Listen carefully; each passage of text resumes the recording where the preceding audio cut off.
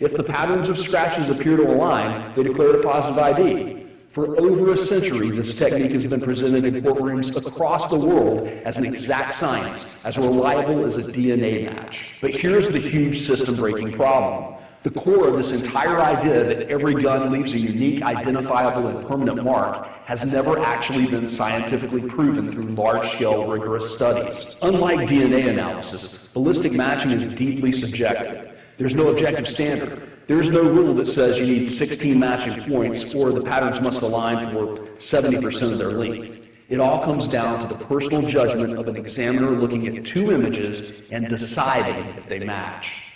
By simulating, by faking a single symptom, which was that we said that we heard voices, and the voices said, empty, dull, thud. The moment we were admitted to the hospital, we abandoned our symptom, and we behaved the way we usually behave. The question was, would anyone detect that we were sane? The answer was, no. No one ever did. Admitted with the diagnosis in the main of paranoid schizophrenia, we were discharged with the diagnosis of paranoid schizophrenia in remission. The average contact of patients with staff was about 6.5 minutes a day. And this person is starting to picture how it could have happened. And what could have been turns into what would have been, turns into what was. So by the third interview, the memory has taken hold. And it wasn't just this once. Shaw was able to convince over 70% of participants that they committed a crime. I was incredibly surprised at the rates that I had in terms of successfully implanting these false memories. False memory studies like this question one of the cornerstones of the criminal justice system. In those hundreds of cases where DNA testing has proven that these individuals were wrongly convicted, about 3/4 of the time, the convictions were based on faulty eyewitness testimony. Did you know I was personally dragged into the whistleblowing about the sexual abuse, trafficking of vulnerable women at the nonprofit organization with a false accusation by the female central to my story? I had support from some famous people like...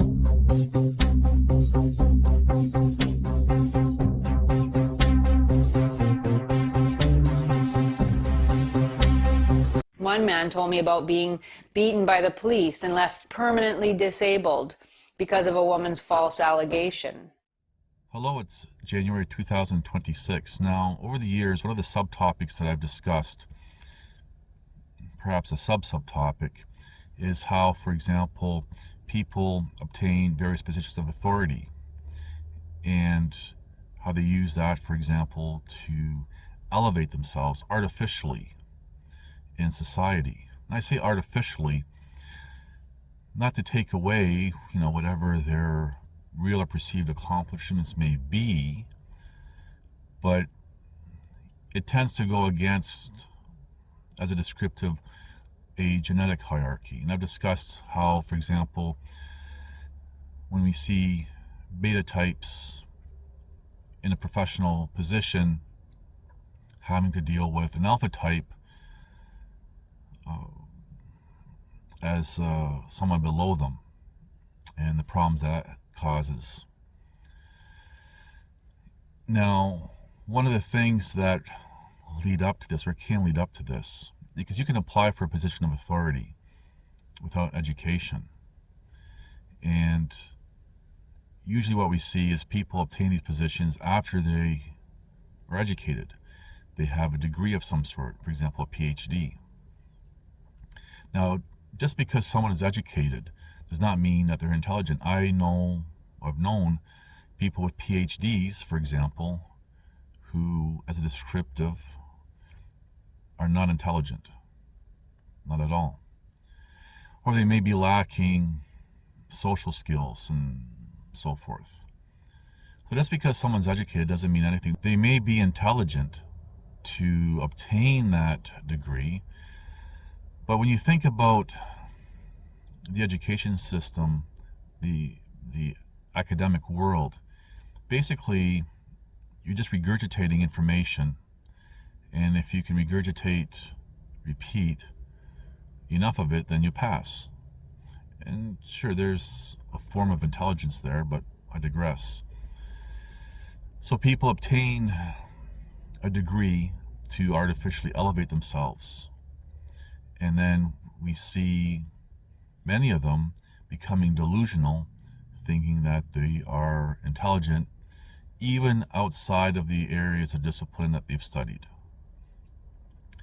Now, I've highlighted, for example, the liberal arts theoretical pseudoscience of psychology, and we really see this delusion where these people actually think that they're real medical doctors. They obtain a PhD in some sort of nonsense and become alleged experts. And we see this fail, and I've highlighted this, and the Rosenhan Experiment really hits home for this. Now, the Rosenhan Experiment wasn't the first of its kind nor the last of its kind, and I've even stated how I participated in a similar type of experiment, not to the same degree as the Rosenhan Experiment, but the same type of experiment with the same results. Would that make me an expert on this topic? You decide that.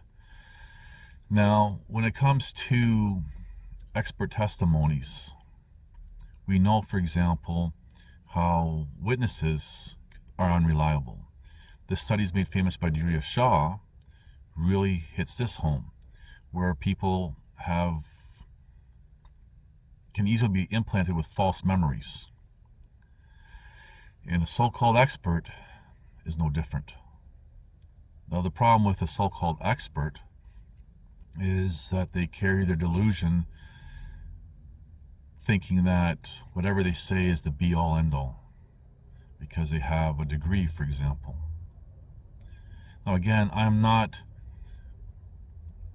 saying anything negative about different professions or what people may perceive that they've accomplished. I'm not taking that away from them. That's whatever people want to do.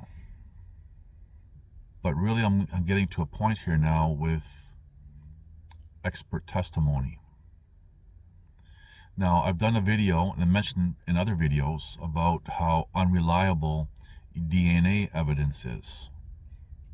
And there was a time where people would be convicted based on DNA, and then 20 years later, with so-called improvements on DNA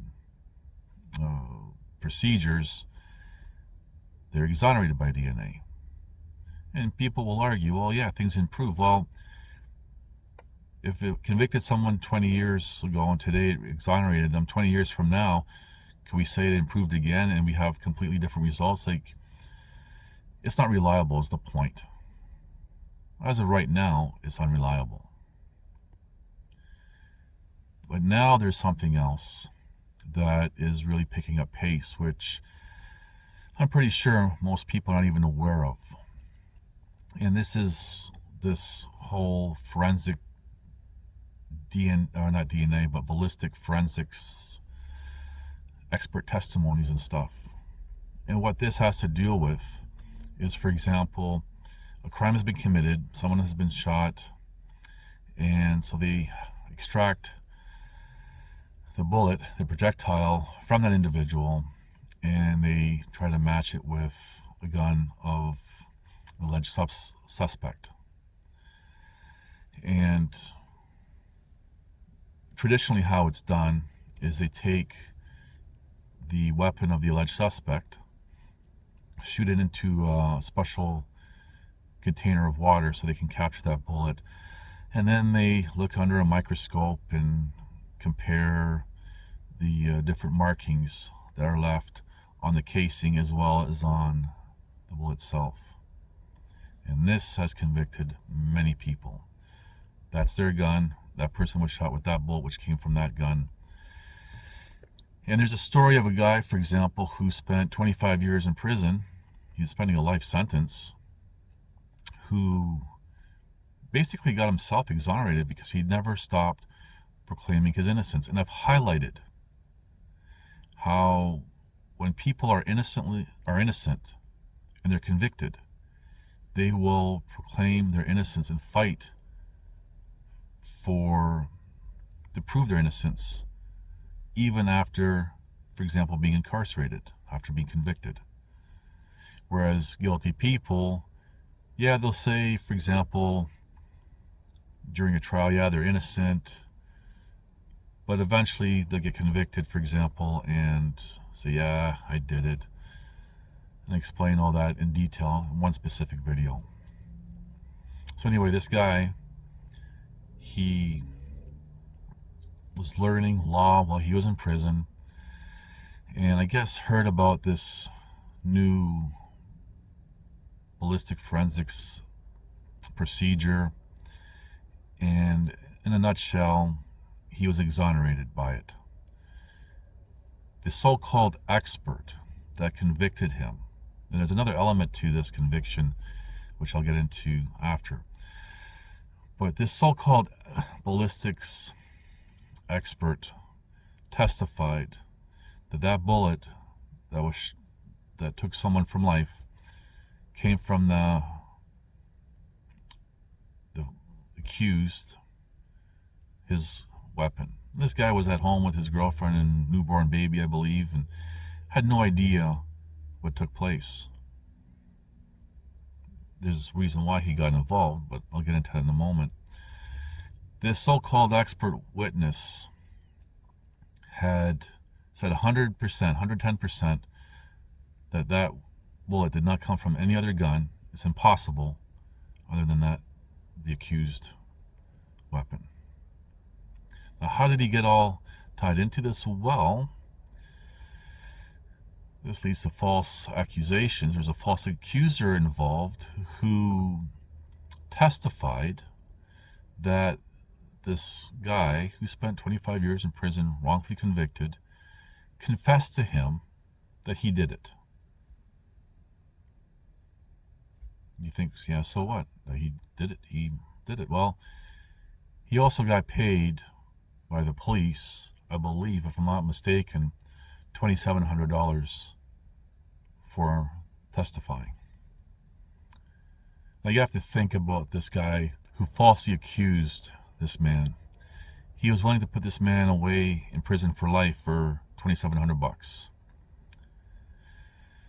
Anyway, that guy should be in prison for life, but that's a whole different tangent. Let's focus on this expert witness. This is the topic of the video. So, after 25 years, he had his case brought back before the courts for a retrial. And that expert witness, ballistics guy, when he got on the stand, apparently said that he cannot testify to what he testified 20 years prior.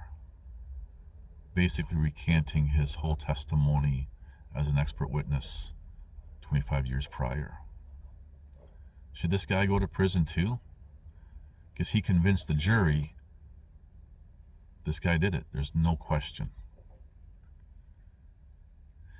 So we have another example of a profession and these so-called expert witnesses or experts who make sensational claims, and all people do when they hide behind a degree or position of authority, for example, as an expert, is they give their mere opinion and they elevate that behind something artificial. And this causes many people to be wrongfully convicted. Now think about how many more people all around the world are convicted based on this type of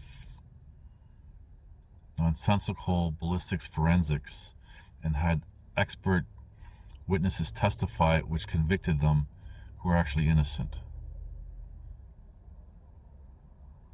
We probably couldn't even count. This guy spent 25 years in prison, and all he was able to settle was for $5 million. His child grew up without a father. He'll never get those years back, and all the years in prison he'll never get back. That's injustice.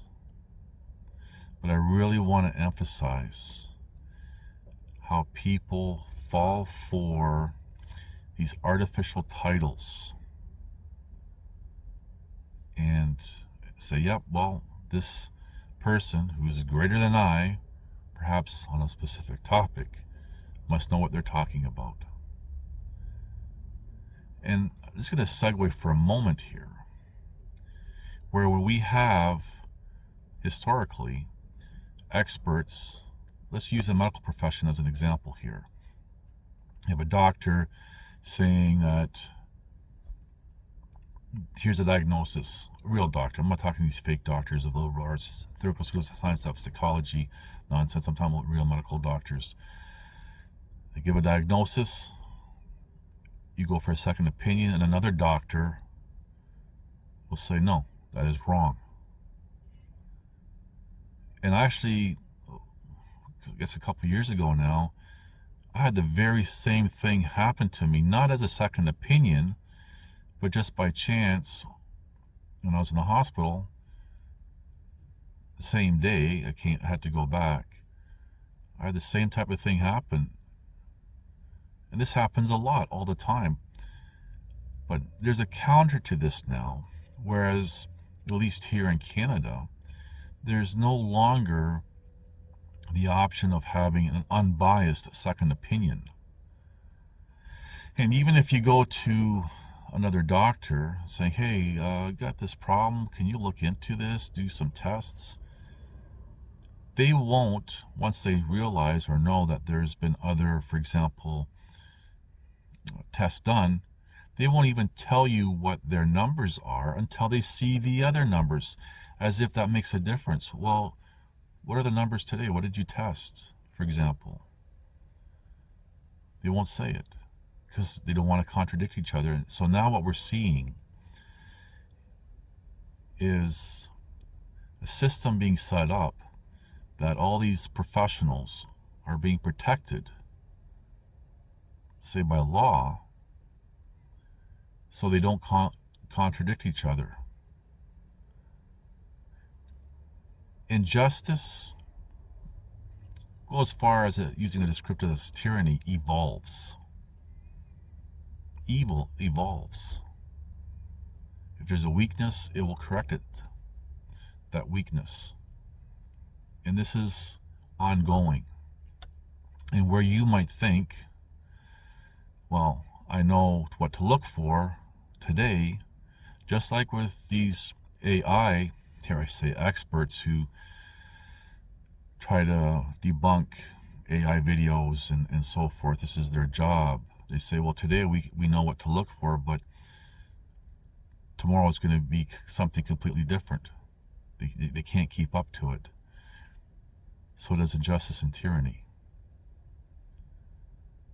So before people start listening to experts, and we hear a lot of these so-called experts on social media videos with these influencers, for example, giving their 2 cents worth in about this whole Charlie Kirk event and Erica Kirk and everything else, and they're all piping in.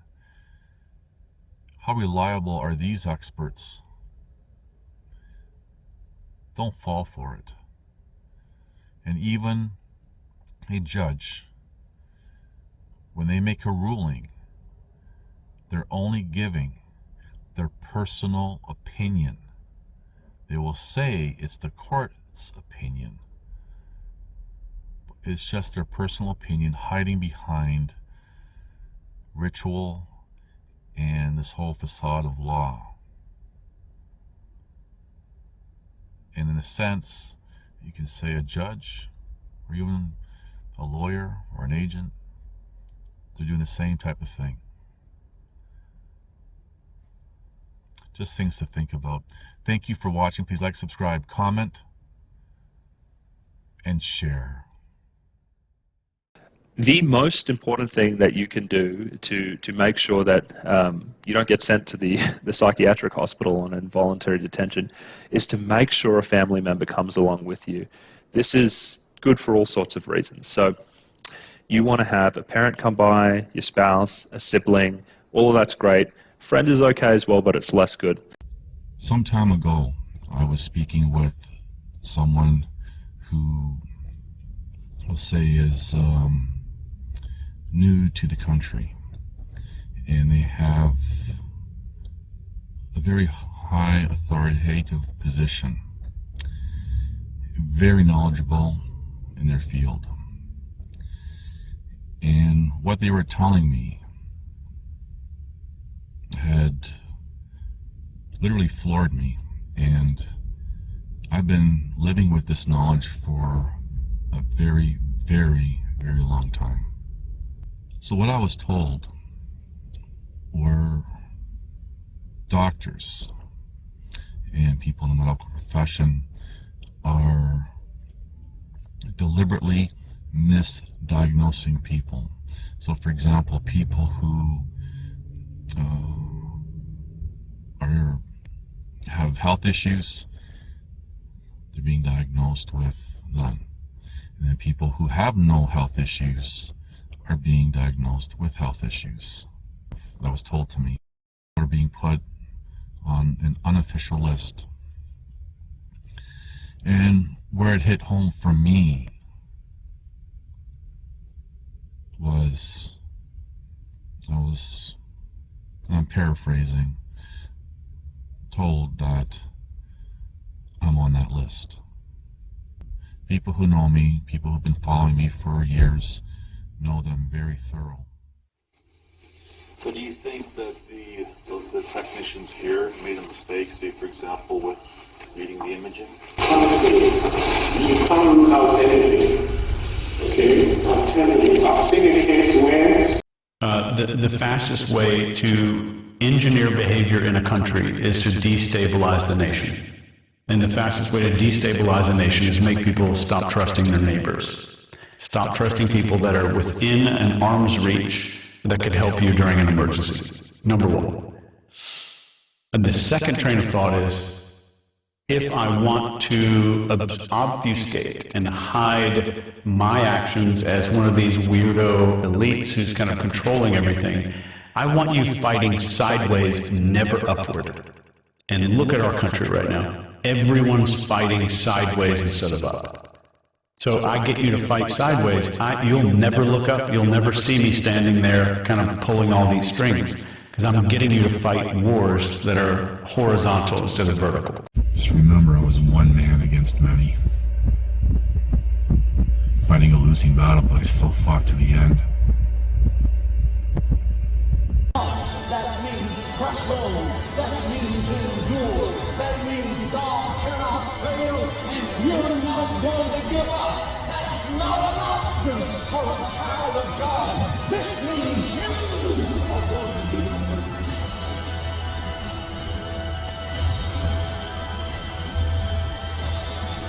Listen to this and write it down if you can't remember it.